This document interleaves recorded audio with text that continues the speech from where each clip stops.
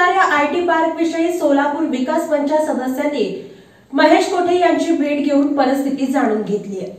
सोलापूरच्या डोंगरगाव रोड येथे काही महिन्यांपूर्वी माजी महापौर महेश कोठे यांच्या पुढाकाराने माजी केंद्रीय मंत्री शरद पवार यांच्या हस्ते तथा पुण्यातील नामांकित उद्योजकांच्या उपस्थितीत आयटी पार्कचं भूमिपूजन झालं। सदर प्रकल्पाच्या सद्यस्थिती जाणून घेण्यासाठी सोलापूर विकास मंच शिष्टमंडळाने महेश कोठे यांची भेट घेतली। पुण्यातील नामांकित उद्योजकांच्या समवेत नियोजित आयटी पार्क विषयी सातत्याने पाठपुरावा सुरू असून सरकार दरबारी सर्व रीतसर प्रक्रिया पूर्ण करण्याचं काम जलद गतीने सुरू असून येणाऱ्या काही दिवसात डोंगरगाव रोडवरील नियोजित आयटी पार्क कार्यान्वित झालेला दिसेल असं महेश कोठे यांनी सोलापूर मंचच्या सदस्यांना माहिती दिली आहे। राष्ट्रीय तथा आंतरराष्ट्रीय आयटी कंपन्यांना सर्व सुविधा उपलब्ध करून सोलापूरच्या युवकांना उत्कृष्ट रोजगाराची संधी उपलब्ध करून देणं आमचं कार्य आहे।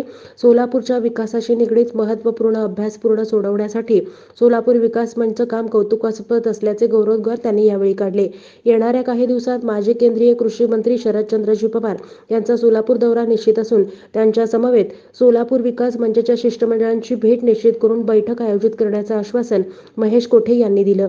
या बैठकीत माजी उपमहापौर दिलीप कोल्हे उपस्थित होते।